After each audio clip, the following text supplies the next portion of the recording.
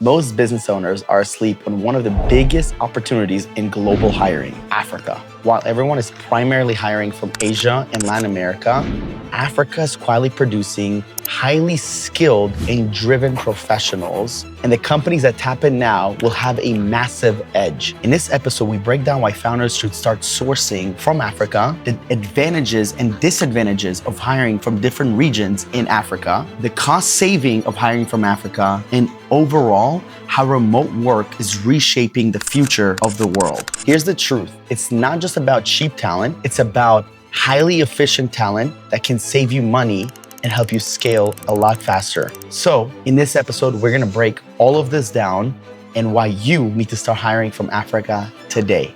Let's dive in. Welcome back to Make America Remote Again. I'm here with my good friend Roz. We're all the way in Medellin, Colombia. It's from all over the world.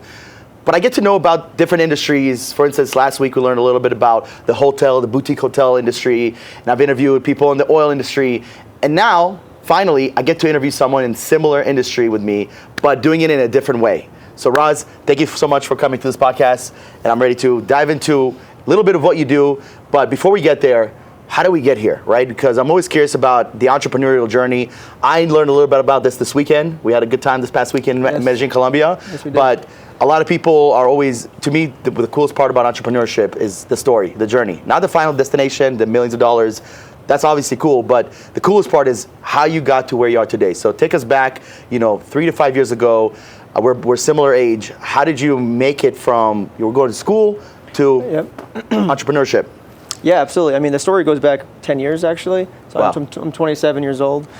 My entrepreneurship journey really started in my teenage years. I was, I did network marketing. Nice. So I did a lot of presentations all across the world. I spoke in front of 3,000 people, was the most people I spoke to at 16 years old, actually, believe it or not. And so that was really the spark of my entrepreneurial journey. What network marketing was it? It was called Vima. You know about it? I didn't tell you about this? Were you a part of Vima? You're in Vima? I was, yeah. Vitamins, essential minerals, mangosteen, and aloe? That's right. Holy shit. This is crazy as fuck. That's my career. That's how I started too. Are you serious? Swear to God, 2013. No way. Swear to God, I was in Powerhouse, Atlanta, Yeah. Under Jed Buenaluz. I So know Jed, yeah. Mr. International. Yes, yeah. So we were under his leg, and we were like his profit leg. No way. Yes, in Georgia, and yeah, that's so fucking crazy. So what year was this we're talking about 2012 here? I started. 2012. So Yeah. you were a year before me. I started February 2012. And Yep. whose leg were you under? Under Luke Kish. Luke Kish, of Yeah, course. I you know. know I Luke don't. Kish, I yeah. don't know him, but I know of him. Yeah. So we have I'm a friend of him, but you know Eddie Malouf. That's how I know Eddie, because he was in Vima as well, and we met in Georgia in the Vima team. Yeah, Wow. yeah. Dude, my Vima story real quick before I cut you off, because I am here because I didn't make any money from it. I'm excited to hear about your story. Yeah. The presentations, brought my friends, but we all added them to one leg. So the way Vima works, guys, is very interesting. There's a lot of different ways of network marketing. Yeah. There's so many different ways, but Vima is, you build two legs. So people always like, oh, it's a pyramid scheme. Well, here's why it's not a pyramid scheme, because if I get two people and one of them doesn't do anything, and one of them does a lot, but this person gets two other people and they build incredible two separate teams, but the one person I have here doesn't do anything, I make no money, this person under me makes way more money than me. And that's how it was under me. I had Yes. one power leg. Yeah. Actually, I recruited my cousin. Yeah. And he ended up hitting presidential under me. Holy shitty presidential! Yeah. And we built the biggest London team. Actually, we were the pioneers of the London UK team. Dude, And so I was traveling the world. I was traveling to London specifically at This the is age of so 16, crazy. doing presentations back Yeah. to back to back to back to back. Yeah. And we had a team of, I think, 2,000 people under me. that is insane. That was my power leg. We have a whole not here, but there's like a Vima crew that I've met in marketing agency world in the last Yeah. several years, because that started YPR. YPR, we like literally YPR. Even though we won YPR, we were still kind of YPR. It's like 100%. everybody's under Alcazan at the end of the day. Alcazan, yeah. Yeah. So I that's still talk to Alcazan, actually. that's. Yeah. We gotta go off script eventually about talk about this. So Yeah. you started in Vima 2012. So you were how old? Like 15? I was 15 years old when I started. I Wow. was the youngest person to hit Diamond. Okay. At the age of Got the 15. car? I got the car. So at Diamond, you actually earned enough money to pay off for a car. Exactly. They give you $400 a month Yes. to pay for a lease. Which is, by the way, an absolute sham, because you should not be doing that as a 16-year-old. You have to yes, you can, exactly. Yes. So the whole joke was you're the only person that has gotten a car from Vima but can't drive it. Because you were too young. Because I was too young. Because I got my license at 17. Okay, Yes. that's very cool. So then, so that was the entrepreneur. I'm actually curious. How did you even get there? Did you get tricked to going to the event? I didn't get tricked. A good friend of mine, he invited me to an event in New Jersey. Yeah. And actually, it's funny. Luke Kish was on the screen. He was zoomed in or Skyped in at the time. Okay. And there was a very great network of people, a community of people out there. And I was young. Impressionable. Naive, social. Yeah. And I wanted to get my feet wet. I had that itch because I grew up in a household of entrepreneurs. So I have 2 older brothers and 1 younger brother. The 2 older brothers are entrepreneurs themselves currently, and my father is also an entrepreneur. So it's been in your blood, basically. It's been in my blood, but I never knew how I can add value or where my journey is going to begin. And so when this opportunity came, I mean, it's I don't the greatest know. opportunity of your life. Exactly. Is that the same shit, you guys? Oh, that's so funny. That's what they did at the All In conference in Vegas. Did you go to that? I did not. I went to the one in Ohio. That's where I met some people. I missed the one in Vegas, finances, whatever. I was still broke doing Vima. Well, we'll talk off script because I want to. So 2012, you started Vima. Yep. Got into it, and it was your first experience really doing yourself. Yes. Because in high school, you have 2 choices. You're either going to do something like network marketing or you sell drugs. Exactly. And I decided not to sell drugs. Yeah, good choice. But it was funny because, when I'm in high school, and the people that I was working with were actually in college. And so I was the only one really in high school, and I brought it to my high school, or I tried to. And so I did get laughed at. I did recruit some other people in high school, but I got laughed at mostly. And I put aside my social needs in high school to focus on this, and I really went all in.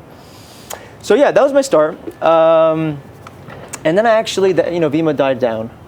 And then Then I didn't know what to do, and I went to college. We know about we don't need to get into the details, but I went to college, and then I kind of was trying to find myself. I went to Montclair State University, UMD. I got a bachelor's in economics. Okay. And then I started selling on Amazon in college. So I started following this guy, Larry Lubarsky, on YouTube, and I joined Facebook groups, and I learned by talking to people, and they would help me out, and I got a small loan of $3,000 from my father, and I purchased my first batch of used inventory, but refurbished inventory, and I sold wholesale on Amazon. And then I found some guy in Vietnam, and he had product ideas, and I invested another $10,000 with him, and we created a brand. We sold scratch-off maps. So that was, I broke even. Maybe I made a few $1,000s in profit. But the point is, I had to learn how to sell on Amazon. I sold my brother's books, and so that was how I really started my entrepreneurial journey, trying to figure out what I can do in college. And then after that, we started D1 Brands, which is the first real company that we started that got really big. How long were you doing Amazon on your own for? I was doing it for about 6 months. So from the 3K, 12 months maybe. Did you make profit, ROI, paid your dad back? Yeah, I did. We made $30,000. It was selling the scratch-off maps. We ordered 1,000 units, sold them for $30 a piece. $30,000 in revenue in 3 weeks. We sold out. This is during Q4 in December. And we made $3,000 in profit from that. 50-50 split with me and my father. We made $1,500. But it was a proof of concept. That's the whole point. Yeah. And that was how I got started. So then that was the Amazon. So it's really cool, man, because even though, and I love my parents to death, they weren't the most supportive people in terms of business because none of them were entrepreneurs. I held that against them for such a long time. Yeah. It took me a while to just kind of realize, dude, they didn't know. It wasn't like there was anything bad. So in a sense, it's a super dope place and grateful and blessed place that you were in where your parents can support you. But obviously, I'm sure your dad was not going to be like, okay, I'm just going to fund the next thing. This was probably like, hey, prove to me that you can do something and then make it happen from there. So then the transition was to, you said D1 Brands? Transition was to D1 Brands. D1 Brands is an Amazon aggregator. So we decided to roll up private label brands on Amazon. So a lot of individuals, even today, there's tens of thousands of sellers, have created their own brands, on their own. They're like kind of mom and pop shops, essentially run on, one individual can build a multi-million-dollar business on Amazon. And so we would completely buy out these businesses from these individuals, take it over and roll it up into our organization with the intention to scale and grow it. And so we built a team around that, and we acquired 20 businesses in our first year. We raised a Series A. We actually. What year was this? This was in I was 24 years ago, so 2020, COVID, 2021. Okay. 2020, 2021. COVID had just hit, and everything was like this. All the charts were like this. For Amazon, yeah. For Amazon, e-commerce sales, crazy. But that was the best learning experience ever. I learned what most people learn in probably 10 years in the span of 2 years, because we started and built the business throughout COVID, prior to and throughout COVID. And there were so many learning lessons of doing that, with a boom in demand, the supply chain disaster we all know about, fees increasing on Amazon, economy in general. Yeah. We built an offshore team. We had 150 employees. It's crazy. We raised a ton of money. Yeah. Had 4 different rounds of financing. Wow. We went through a merger with another aggregator. We acquired another aggregator. So there was a ton. It was a real business. It was the first real business I built, and I was 23 years old at the time. Yeah. Yeah. Man, going through 4 C's, it's like crazy. Most people can't even make it through 1. Yeah. Well, we raised with friends and family in the beginning to make a couple acquisitions to establish the proof of concept that we can actually acquire a business, integrate it, and then grow it and scale it. Yeah, okay. And then from there, you take that proof of concept and you go out and you pitch investors and you try to raise more money, equity and debt, to acquire more assets. And that's exactly what we did. I partnered with my brother, actually, and 2 other people. And from there, that's what we've done. That was about 2 years. That was about 2 years. I stepped down from day-to-day operations earlier this year in order to build this new business, which we're both in. Yes. But it's interesting because I saw an opportunity that I really wanted to capture, which is why I stepped down. So currently, D1 Brands is now called the Amber Group. That is it's self-sufficient right now. So we have an executive team in place, employees, systems, everything's on its own. I don't need to be there to grow it anymore. So now I'm building talent hackers. So we hired 150 people offshore in Pakistan and the Philippines for D1 Brands Amber Group, right? Other people that you were hiring for. They weren't 150 workers for you guys, right? There were 150 workers for us. Oh, wow. Yeah.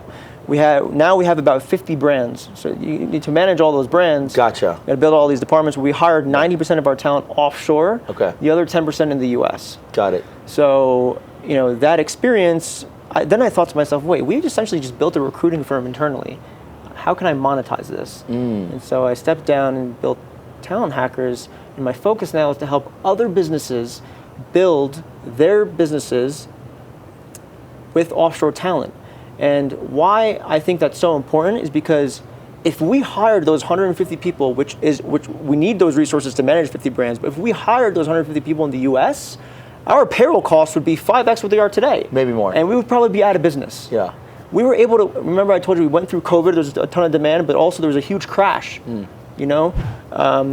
Sales normalized and we didn't expect it to go down that much.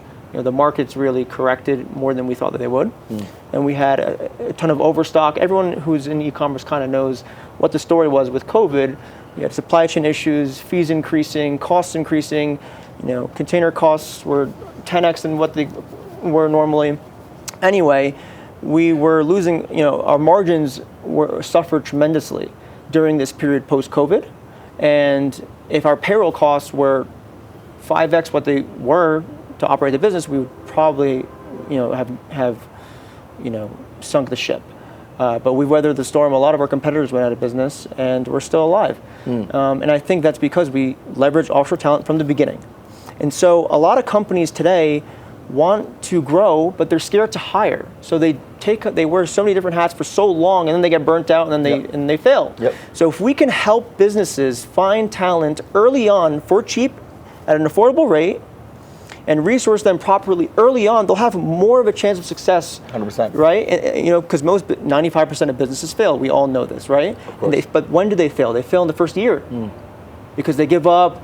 They're losing money. They don't have enough cash flow. Whatever it is, yes. Whatever it is. Yeah. And so if you can get that support you need early on, you can delegate your tasks. You can be more efficient. You can think about growth, and then you can focus on cash flow. One thing we learned post-COVID is that a lot of companies in the stock market, crazy valuations based on revenue, not profit, right? Nowadays, investors are looking for cash flowing businesses. Profitable and cash flowing businesses. They don't care about revenue anymore unless you're AI, which is the new big thing. Or SaaS. Or SaaS. Yeah. But e-commerce, they're looking at like the multiples are based Agencies too, on marketing and agencies, yeah. right? A lot of different businesses. We're in the online business, digital world, so this is what we know. But in every industry, I think it's been a wake-up call for private equity. And so, yeah, man, that's how I see businesses, and and that's why I'm building Talent Hackers. I'm excited. So before we get into Talent Hackers, this guy just got up and he got it, like, you know, I can tell you're passionate about this, which makes me really happy because everything you're seeing, I saw years ago, and I wanted to create this company even before I even have what I have today, just because I was like, there's such a need for, just in the industry I was in, which was marketing agency, and you saw a need in the e-com. But dude, there's like needs in health, in healthcare, right? Huge insurance, absolutely, law firm. Like I'm talking about. So one of the things you said, which is very important, is people are losing because they're wearing too many hats. The business runs out. But the other flip side to that is that they're hiring American workers that are not all the time, because you and I are Americans, and I crushed it at the jobs that I was at. But they're lazy. They cost a lot. They want more for less. They want to make more money. They want to do less work. So, is every African person perfect? Is every Colombian? No, but I think there's a lot more potential here and limit, and also the risk of failing here doesn't hurt you nearly as much as the risk of failing with an American employee. Absolutely, because it's hard to offboard. Correct. And you're paying taxes, and there's unemployment insurance, and there's HR, and then there's performance improvement plans now. A whole thing, and then also if you hire employees. If you hire contractors in the U.S., which is a lot of online businesses do, but you're acting like they're employees, which you're putting them on a 9-to-5, give them set schedule, that's illegal. Yeah. Not saying that's not illegal here, right? But there's a little bit of like a wiggle room in a sense, because people are contractors here, and as long as they pay. I'd rather deal with the Colombian government than the U.S. government any day of the year. And also like the way you get in trouble, from what I understand from like in the international world, is more if someone tells on you, like and they have to go through like a bunch of lawyers and law firms. The thing is, if they get paid well, no one's going to say anything. What you're referring to is staying in compliance with the labor laws in the countries you're hiring from. 100%, you have to. But we're adhering to those labor laws by how are we doing that? We're offering PTO, observing the annual holiday calendars, offering sick leave. And that's pretty much it. And compliance through Deal, like we use Deal, for instance. Use Deal, so Deal is huge. Deal so the contracts are ironclad. Exactly. So we're already doing that. So before we dive deeper into Talent Hackers, so you scaled it 2 years, and then what made you not want to go from? You mentioned you're working with 50 brands. Yeah. What made you guys not go? Okay, let's go to 100 brands and like 1,000 brands. Why not just keep growing that to where that was? Because one of the biggest things with entrepreneurships, why I think people fail, not only because they quit, but also because they bounce. They're bouncers, right? So it's a very good question. This is a very good question, because I have a lot to say about this, and some stuff I haven't said publicly, honestly. But the truth is that I think e-commerce is great.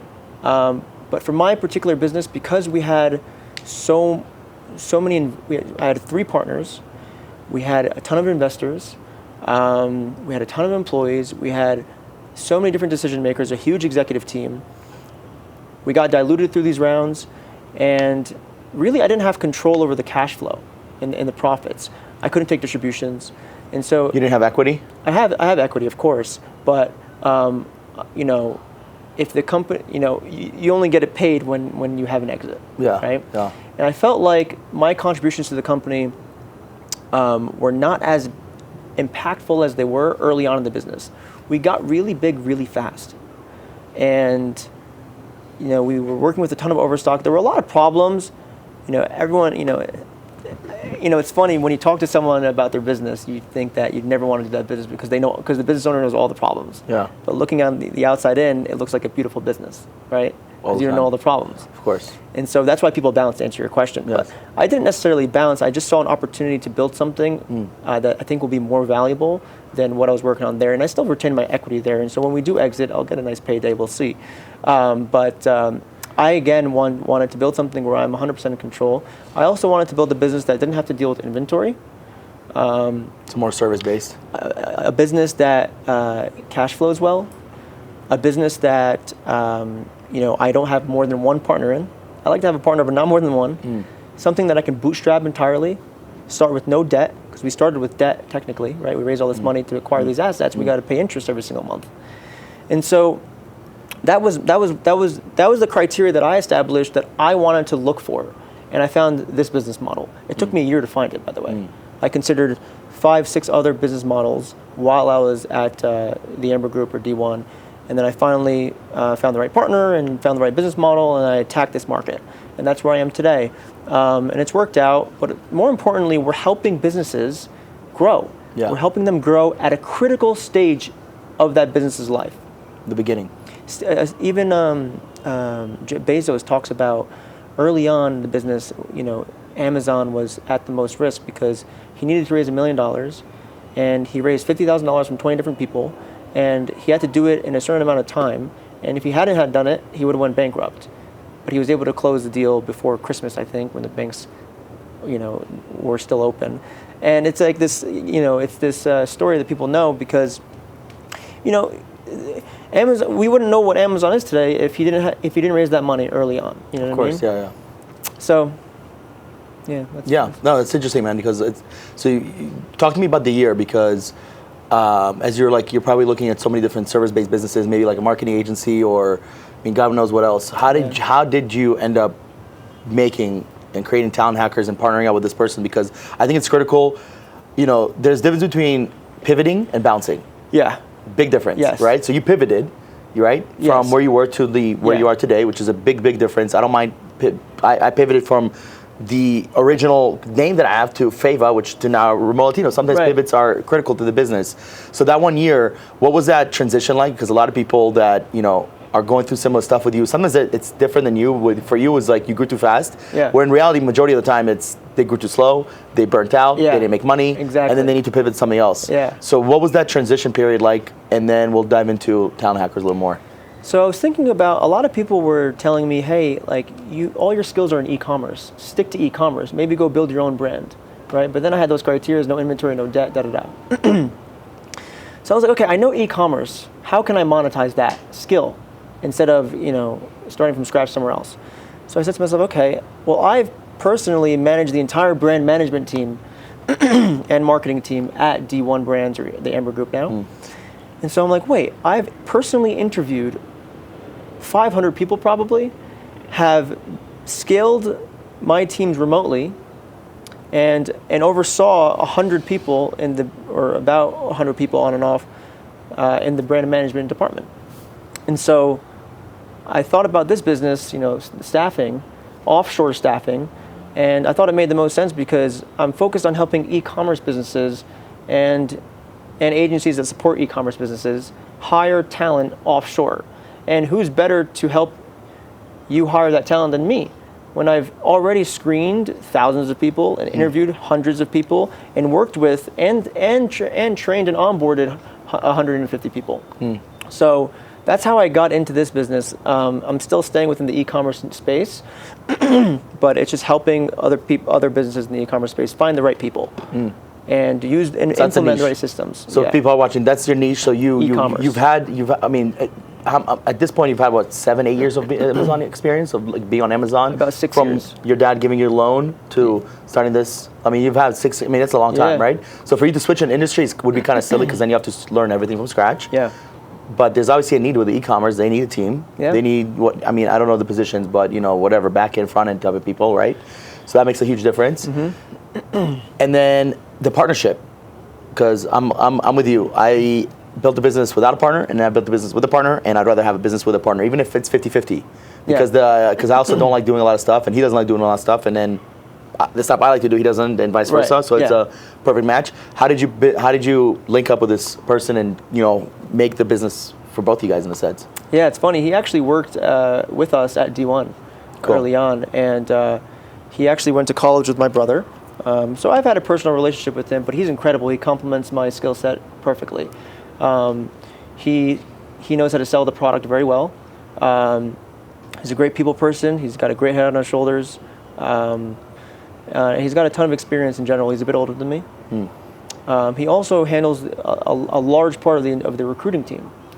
And he has a ton of experience in this space as well. He comes from another company that also was a staffing agency. And so, and then I came in, and I feel like I have a great story to tell. in this e-commerce space and to solidify myself as that e-commerce expert, specifically Amazon expert. Yeah. And a large portion of our ICP, our ideal client profile, our current clients, avatar, whatever you want to call it, they are in the e-commerce space. And they know me and they trust me, and they like to work with us. And I think, him and I are both, personable people, and we offer a good service. We're honest people. We want to help people. We communicate very, very well with our clients, with our teams internally, with our candidates that apply. And so really, I think the partnership has been great. I handle marketing, and he handles the sales side, and I also handle onboarding. He handles recruiting. Gotcha. So you're more of the e-com face, and then he's more of the recruiting sales type of thing, right? Yeah. So it's similar with me and Esteban, where he's more in the real estate space, but he also helps with the systems. I'm more on the sales side and recruiting. I'm focused on that. So it's like a good match where, because the beauty of our industry is that we can help anyone and their moms. Yeah. Literally, your mom needs a VA probably. Yeah, probably. The downside is that if you help everyone, you end up helping no one. Right? If you try to help e-com and then lawyers and then dentists, and we've done that. That was like one of the things that kind of got us stagnant until we're like, okay, we're going to focus on helping only real estate investors. We still work with other people, but we don't want to advertise like we work with everyone, because then anyone that's an expert in the industry is like, this person's not an expert in my industry. Why would I not just find someone that has exactly what I'm looking for, right? So there's like competitors in our space that are like called like real estate virtual assistants, Riva. There's like REI call center. So we're competing with these people that are literally specific for REI. Right. So that was the mindset that we have, which sounds like the similar mindset that you have. You're like, let's conquer e-com first, and then from there, you might not even want to, right? Like if you make X amount of money, which might be your goal with e-com, going to another industry might not make sense, right? Absolutely. Because it's like a different learning path, it's different language, it's completely different. And from my experience, if we can scale with just real estate, we'll probably just stick to real estate for at least for this foreseeable future, especially since investors, there's a difference between an investor and a real estate agent, where for you guys, there's like FCA, what's it called? FBA, there's Amazon, Shopify, Walmart, then Etsy, and then like Etsy, eBay, like you have that industry itself. We're talking about millions of people. Oh yeah, and then you have all the marketing agencies that support those. Correct. Right, and then the bad marketing, exactly. Yes. So it's like it is so cool, because it's like you just need to focus on this one industry. So what I'm really excited to talk to you about, outside of everything, I'm excited so far, but is the fact that you picked, in my opinion, a controversial country to hire from, because there's already controversy in the Philippines. There's controversy, really anywhere outside the U.S. there's controversy. Absolutely. But there's because LATAM people are connected. There's a lot of Latinos in the U.S. Right? I think that's like 25% of you Americans speak Spanish, or a big number, right? Whatever that may be. However, you did not pick Philippines, which a lot of people are used to. You didn't pick India, a lot of people used to. You didn't pick anywhere in Latin America. Right. You picked Nigeria, which is incredible. It's incredible. It's completely out of left field. Yeah. No one's really hiring from there. Nobody's hiring from there. It is a complete mistrust there. Walk me through that story, because that's a whole different ballgame, and then let's dive a little bit more into why Nigerians. What do you see in that market? How did you start with that market specifically? Very good question. So like I said, I hired all my staff really in my last company from Pakistan and the Philippines. Right. Mostly the Pakistan, actually. We also hired from Latin America as well. For Talent Hackers, we chose Nigeria because we saw in the Philippines in particular, and sometimes in Pakistan, because Pakistan's 9 hours ahead, Philippines is 12 hours ahead, we saw a lot of burnout and a lot of churn with our employees in the Philippines mainly, but also a little bit in Pakistan, because again, they're 9 hours ahead too. The reason why is because they're working like vampires. They have to work Eastern time zone, or sometimes Pacific time zone, for U.S. businesses, and they're 12 hours ahead of the Eastern time zone. So they're working 9 p.m. to 5 a.m. It's crazy. Their time. Insane. So they're night owls. Yeah. Their projections that Nigeria is going to be the number 3, number 2 by 2040 or 2050. It's not even that big of a country, though. It's not even that big of a country. It's in Africa. 230 million. They doubled in the last 20 years. You know what that means, Omar? That's insane. The median age is what? Like 20? Exactly, because they doubled in the last 20 years. Right. So half of the population is that young, is that right? And so, and the young generation is growing up in this internet world and this world with Wi-Fi and the connection to internet. So I think that they're going to be able to support a lot of different businesses all across the world, because the tech talent coming out of Nigeria is superior to most countries, believe it or not. And the government actually launched a program called NITDA, N-I-T-D-A, and they're focused on becoming the #1 outsourcing hub of the world by 2027 over the Philippines. The Philippines is currently #1. Over India too. And over India. Wow. So you have a highly motivated population, right? Because they're an impoverished country. The median salary there is like $300 to $400 a month. And you're giving them the opportunity to work for a U.S. business and make 3 to 4 to 5 times the median salary in their country. And they're doing it remotely, just with a Wi-Fi connection. So now, by enabling these people in Nigeria who are young, hungry, capable, have integrity, or honorable, they are going above and beyond for you, because you're giving them the opportunity to build their resume working for your company that's based in the US. And so we're finding these people to be extremely proactive, very good communicators, and most people don't even know that the native language in Nigeria is English. People think they don't speak English. I thought it was French or something. It's English. The president gives speeches in English. So everyone, so I mean, some of the employees that I have, their written communication is better than mine. The girl that I met yesterday on our a little demo, she's Nigerian? She's Nigerian. Perfect English. Perfect English. Yeah. She's incredible. Yeah. And so I'm not only hiring Nigerians for my clients, but my internal team today, we're a team of 10, all Nigerians, except for my partner and I, and we do have one U.S. employee now. But all Nigerians, and they've been incredible. They've been incredible to work with, better than the people I've worked with in the Philippines, in Pakistan, and in Latin America, believe it or not. But now I will say that, look, there are great people all around the world. Yeah.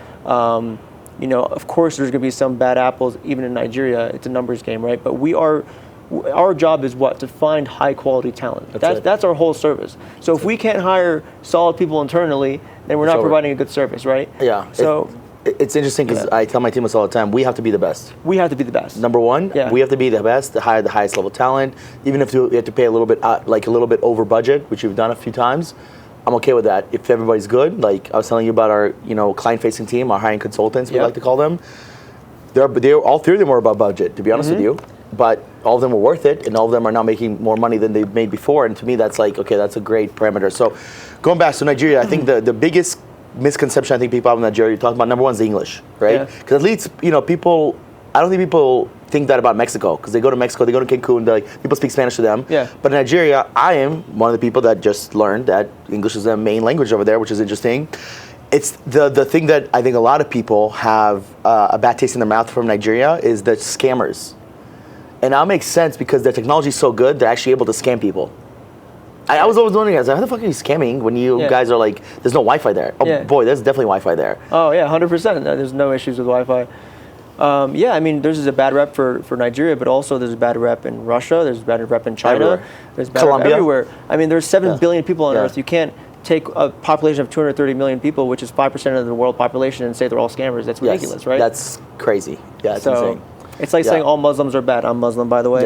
We're not all bad, right? Yeah. So, it's just, so, I mean, I think that, you find the right people. That's it. And it's what you guys do. It's like literally what both of us do is looking. You don't need 200 million people. I literally told my team, do you guys realize that if we place 1,000 people in 1 year, it's over. It's a wrap. Yeah, we're done. We're good. Yeah. We're set. You guys are all making good money, and we can, because then we have a proven concept beyond a proven concept, because we already have a proven concept. The same thing for you guys, right? So I'm excited to talk a little bit more about the differences between my model and your model before I get there. So, is the goal right now? You're in Nigeria, 200 million people. You're not running out of people. Do you guys want to hire other other African countries? I'm glad you asked that question.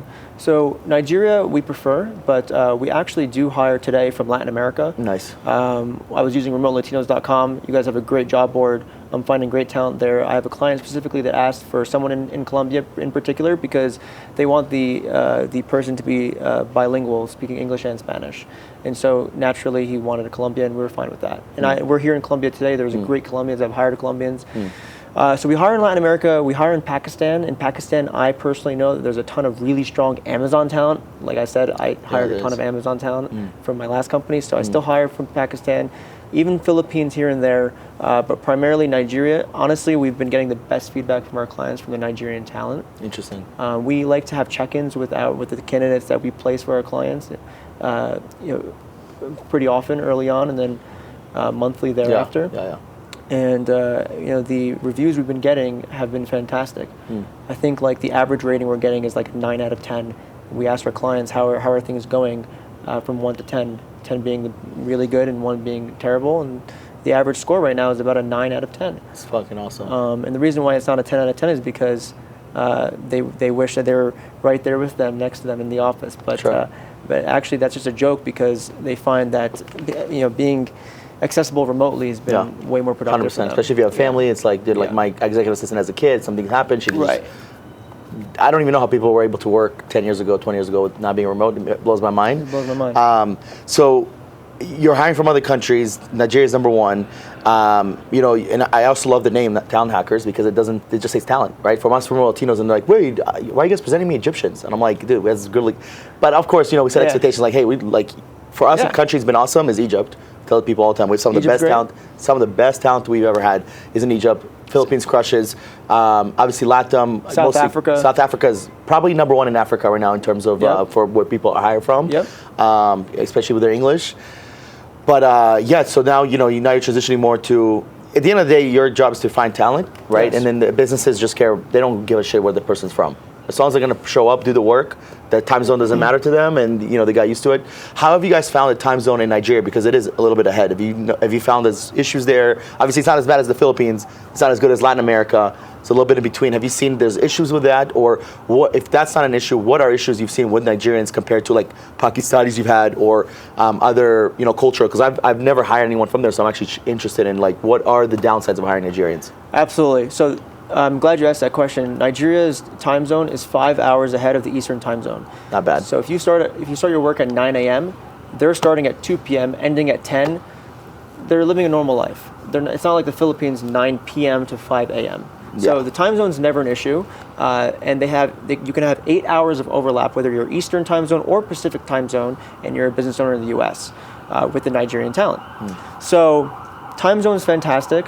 That was part of our assessment when we were picking where is going to be this country that we source from, and that was a big factor to it. The time zone issue. What was your other question? My question. So, one of the things people always ask us, like, what are the pros of hiring offshore talent, right? So you've talked a lot about the pros. Give me the pros and the cons of Nigerians. Yeah, and you talked about culture as well. Yes. So first of all, culturally, they're very, very similar to the American culture. They watch American movies.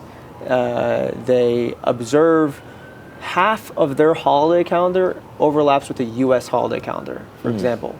Christmas, Easter, all that stuff. Correct. Okay. Is it a Christian nation? It's it's half Muslim and I believe half Christian. Okay. Yeah, it's like 50-50. Okay. Yeah. And the pros and cons of Nigeria. So all the employees that we hire actually, we never have any internet connection issues. They all have Starlink. We vet for that. Sometimes we come across people who are very qualified, but they have a heavy accent, and that's the first thing that we vet for. So it's actually not even a con because we don't hire the people with the heavy accents, even though they speak perfect English. So we try to make sure that communication is seamless. So a lot of the pros we've been seeing is that they're extremely proactive, dedicated, they care about the company, and we only hire full-time contractors in Nigeria, which means that the people that we hire have no other obligations, right? They're not freelancers, they're not working hourly, they're working 40 hours a week in your organization, full-time, with no other obligations. So all they're thinking about every day for 8 hours are your needs. Let's talk about cons. I mean, it's really hard to say. So I'll give you cons for LATAM. One of the cons for hiring Latinos is that in Colombia, for instance, there's a lot more holidays than the U.S. Right. So there's like 22 holidays here. There's 12 in the U.S. Something like that. So it's almost like 2x. That's definitely one. Another one that we found, it's again rare, super rare, is internet. Like if you're like in the middle of the jungle, like you're not gonna have good internet. That's the reality. And then the third one that I've come to find is if you are, the more infatuated you are with American culture, especially living in the U.S., that's the best talent we've gotten are deported people, right? That's why I'm so, let's get this going. Let's kick them out, you know, make them remote. But no, for real, like it's because if you live in the U.S., you've tasted American culture more than someone that grew up here, right? Even if you go to private school. Why that's important is because the one thing that Americans have, if we are the hardest working people in the world, if it's the right people. Like you take the hardest working people, it is almost always US. I mean, China's up there as well, right? But like you're talking about like some of the top entrepreneurs, billionaires, you know, multimillionaires, it's a lot of Americans, right? And if they don't grow up in the US and they're not as infatuated with culture, they tend to be a little bit lazier because the culture, I mean, we live in Colombia, so we see it at times, is a lot more laid back, right? Like the service here, compared to like, even in Miami, the waiter in Miami or waitress will fill up my water as soon as I take 2 sips. Right. The check is there as soon as like I take my last bite. Everything is so systematic. It's not robotic, but it's systematic. Where here it's very free flow. You have to go grab them. The service is a little bit slower. There's a delay.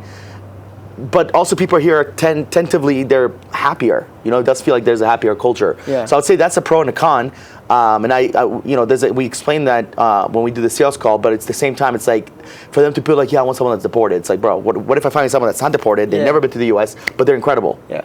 Do you care, what do you care more about? Deported, you know, so exactly. Those, I would say, those are the only cons compared to like, they're amazing, the talent is, you know, the talent pool is bigger, the salaries are much more reasonable. So that's what I mean. I don't know if there's anything like that in Nigeria or other places you've hired compared to LATAM, for instance.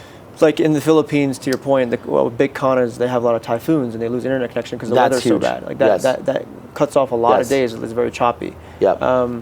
In Nigeria, I think the biggest con today, and I think it's going to get better and better over time, is that they're not exposed to as many industries in Nigeria, simply because people haven't been giving them the opportunity. For sure. And so I want to see more people that worked for large corporations in Nigeria. We see them. They're, you know, companies like Microsoft, Apple actually have offices, satellite offices in Nigeria. And so we have a talent pool with a ton of exposure, but I want to see more across different industries. Yes. I know there's a great pool of talent for developers in the e-commerce space, but really again, like more and more these cities are getting more and more advanced. Lagos, Abuja in Nigeria.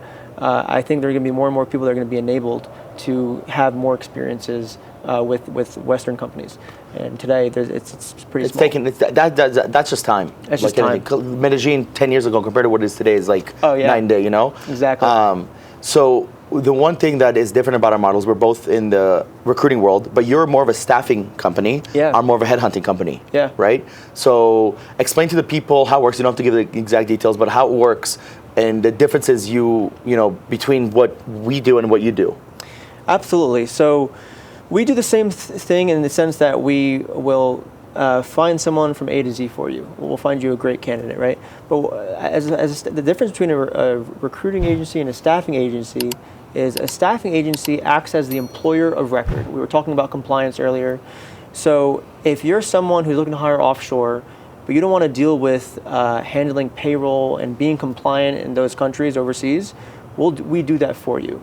And so we will pay the employees, we will make sure that we're adhering to all the labor laws, we're staying compliant. You're at no risk, we're at risk, because we act as the employer of record. We also do all the admin stuff on the back end, but also being a staffing agency, we act as your forever HR partner. So if there's ever an issue with the employee that I find you, for example, or if any administrative clarifications, any issues that happen internally, we're there to support you and we step in. Also, as a staffing agency, once we start working with you, we work with you forever. So let's say a year from now, the candidate that we found you decides to move on to another job or another opportunity, which happens. Or let's say after a year, you don't really have a place for that person anymore, but you have another role you want to fill. No problem, we will simply pause billing and launch a replacement search for you at no additional cost. So we're your forever recruiter at no additional cost. Understand? And so that's how we act. That's the difference between a staffing agency and a recruiting agency. Where I think you guys help recruit and source, but then the engagement kind of finishes, and they go on to handle payroll, and then if they want to hire again through you, you go through the same process, right? Yep. So I think that's the difference. Yeah. It's more headhunting. Yeah, exactly. So it's headhunting versus the biggest difference is that you take care of payroll. We're more like headhunting for them. So the way what I tell our clients, we're a fractional recruiting company for you, but you're in complete control. Yeah. And now I've told you we're launching our own HR special offer. Even literally the week before we had dinner last week, I came up with the offer, and then talking to you, I was like, oh, I need to do something like this. Yeah.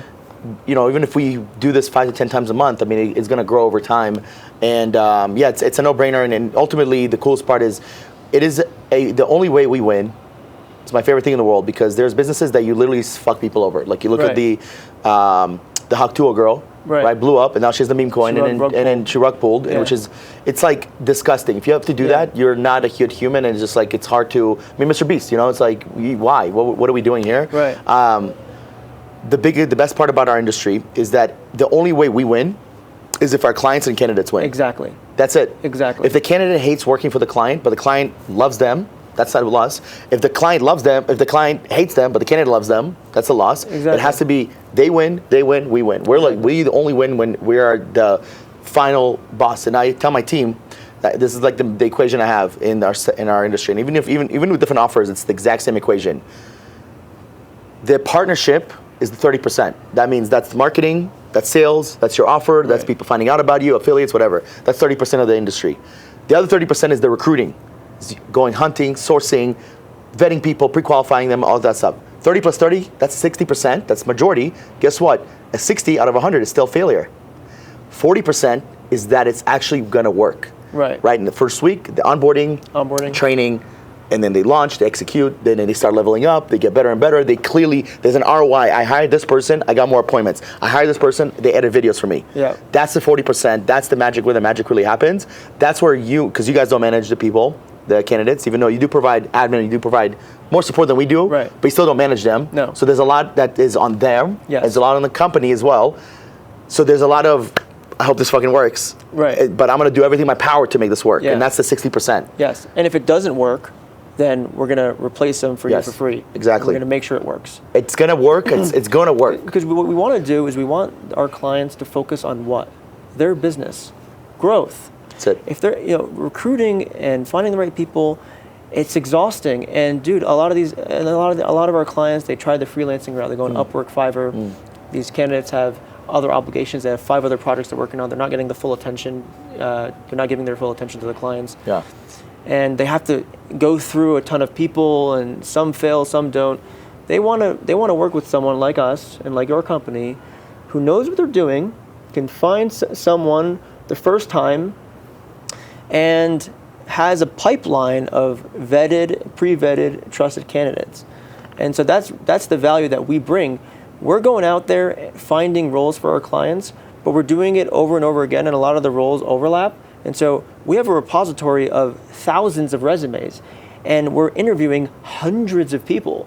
And so when a client comes to me and is like, hey, I need an Amazon brand manager, or I need a PPC manager, or I need a digital marketer, sometimes I'm like, wait, I actually have someone in my back pocket that I think would be perfect for your job description. And so sometimes we can just help our clients right away. And if we can't, we have the infrastructure internally in our company to help you find the right person. And you can just focus on growing your business. As you're saying this, I just remembered that I have a client that wanted me to do some Amazon stuff with them. I'm like, I don't know any of this shit. So I want to connect you with him. He's actually, he's a dope guy. I've talked to him a couple times, and I was just like, I don't want to shift my team's focus from what we need to do. That's, again, the tricky part about our industry is so easy to accept clients. Because it's pretty easy. If they're like, yo, here's what I need, I'll pay you whatever it takes. Just find me someone good. Right. Because what is the magic question in our industry is, what would you pay for your best team members? Exactly. Dude, my closer, I'd pay $20,000 to get him. Right. The thing about our offer is we're hiring people full time for our clients, and they're realizing that they can hire someone offshore at 80% of the cost, 80% cheaper than a U.S. equivalent. So I may hire a digital marketer that they're paying $3K a month for through me, but they were already paying someone in the U.S. $10K Easily. a month, Yeah, $12K, maybe more. Yeah. right? And they realize, wow, this person can do the same exact job, and I just saved what, $9,000 a month? Yeah. That's almost $100,000. That's over $100,000 a year. I mean, when you talk about the payroll cost savings and the efficiency and productivity you're getting out of these offshore employees, it really becomes a no-brainer for people. Yeah, and the margins are healthy, and then it becomes more and more of a no-brainer. And it's my favorite part about what both of us are doing is that it's already been done. We're not starting something new. Maybe we have something unique, whatever, but name, the logo, the brand, whatever. Staffing world has been going on for a long time. Headhunting, recruiting, now I'm starting to do staffing as well, has been going around for a long time. We just have to figure it out on our own. And I believe that number, if you can staff 1,000 people in a year, with the headhunting model, you don't need to do that with staffing, it's over. With staffing, if you do 200 in a year, Oh my God. right? Like it's insane, and it's a win-win, right? It's a win-win for three people, Yeah. for three parties. Yes. Our client, Yep. our candidates, and us. That's Everyone's winning. Yes. No one's losing. It's not. Yes. It's not. I'm taking more than you're taking. Actually, No. We're finding people jobs. We're growing. We're helping businesses grow, and we're taking a small cut to help facilitate that. Yes, I love that. So as we wind down, man, like what would you say is the vision and mission of what your company is? Like what, for instance, for us, we want to help 10,000 individuals in Latin America find remote careers, also help 10,000 businesses scale remotely. What is the vision and mission for Talent Hackers? We want to shine the spotlight on Nigeria. We're extremely bullish on it. And really our mission statement in one sentence is to help connect 3% of the world population with the rest of the world. And that's what we're trying to do. There's a ton of really incredible talent out there, and this talent pool is extremely overlooked. And that's the mission, really. Yeah. It's cool that you guys had so much experience from your previous business in terms of hiring hundreds of people, and you interviewed so many people, because you are to here because of that purely. Because otherwise, how would you have found out about offshore talent? It's kind of, you would have to have worked or started some sort of business. But even then, like, you don't think about, oh, I'm going to do a staffing, because usually you have to grow. What I noticed, everybody it's in our space has either worked in big companies and they've hired like a lot of people, or they were like getting asked questions like, yo, where do you find these people? Where do you find these people? Right. And then they were like, yo, I'll do this for you. Like literally so many people in the REI space that do recruiting, that's how they started. Yeah. People were asking them like, yo, can you find me someone? I'll pay you. Can you find me someone? That's basically how, in a sense, I started as well, not in the real estate space. So it's like we're touching gold right now, right? Nigeria, with Latin America, with offshore talent. But more importantly than the place is the fact that they can work remote, and the fact that they make more money than they have made in previous jobs, or working locally, or working for another Nigerian company, or working for a Colombian company. Like it's the goal that they get to make more money remotely. Yeah.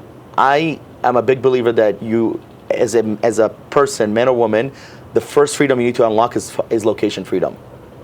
Location freedom. Unlock that. If once you unlock that, financial freedom is obviously not easy, but with the right investments, leveling up in your job, getting advances, bonuses, whatever the case may be, then you can start unlocking slowly financial freedom. But our parents grew up in a time where there's no location freedom unless you made it. Right.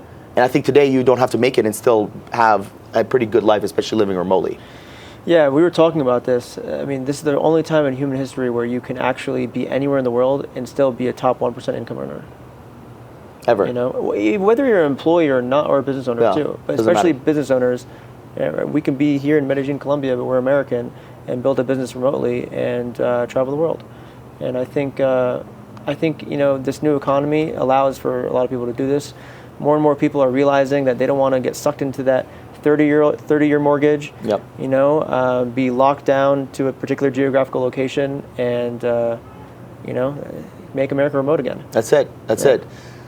As we wind down to the last couple minutes here, what would you tell people that are in the they want to hire Nigerians, they want to hire talent hackers, but they're just not quite ready because they feel like they need to do the job themselves, or they would rather hire an American person, and I know you mentioned a lot of this stuff, but what would be their final like elevator pitch of why someone should hire talent hackers or even remote workers? Yeah, I mean, I think that, first of all, you're saving. You can hire 4 to 5 people for the price of one person in the U.S., and you can find those 5 people, and you can increase your output by 5x. So you get more support, more resources for your business, and if you're a startup, you get this support early on because it's affordable. You don't have to pay 6 figures for someone in the U.S. early on. Save that money, get support early on, or even if you feel like your organization is bloated, try to cut costs and add some support roles offshore. Start there. All businesses are building remotely these days, or we've all been exposed to it. Companies are building hybrid situations. So I think if you just stick to your systems and processes internally, you just bring them remote, you're going to see a ton of efficiency improvements in your organization. Yeah. Last question for you. What's the difference between a virtual assistant and a remote team member? A virtual assistant is someone that you delegate tasks to. They kind of operate like a robot. A dedicated full-time employee or worker in your organization, the people that we hire, these people could be strategic thinkers. They're very strong individual contributors as well, but they're also proactive and they come up with ideas. So they're not just robots where you're just assigning tasks and they're doing them and then they're signing off at the end of the day. They're actually coming to meetings with an agenda and trying to push your business forward like any other employee would. 100%. I think that's the biggest thing is a VA, I feel like it's not a bad thing. I think a VA is a starter. It's a starter package, right? And then you level up as either whether you're an employee or contractor and you become like a true part of the team because startups live and die by the company's vision and mission, but also the culture. And you can't create culture with robots. No, you cannot. I need people that if I say something wrong or if I do something wrong, they're like, yo, this is not right, even if I'm the CEO. And it's like a democracy. I'll be the final say and I'll have the final word, but it's a democracy. And I need free thinkers. Exactly. And to your people think offshore talent, these people, they don't feel like they're ever going to be a part of their team, but why? Employees in the U.S. today are working remote as well. Why would you treat someone differently just because of their geographical location?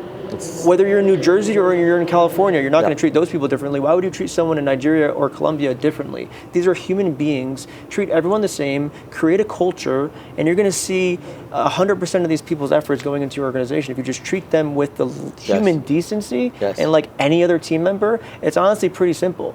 Like just get rid of that stigma and you'll see what happens to your business. I love it, man. And, I really believe that we're going to have a second part in the near future, talk a little bit more about culture and leadership.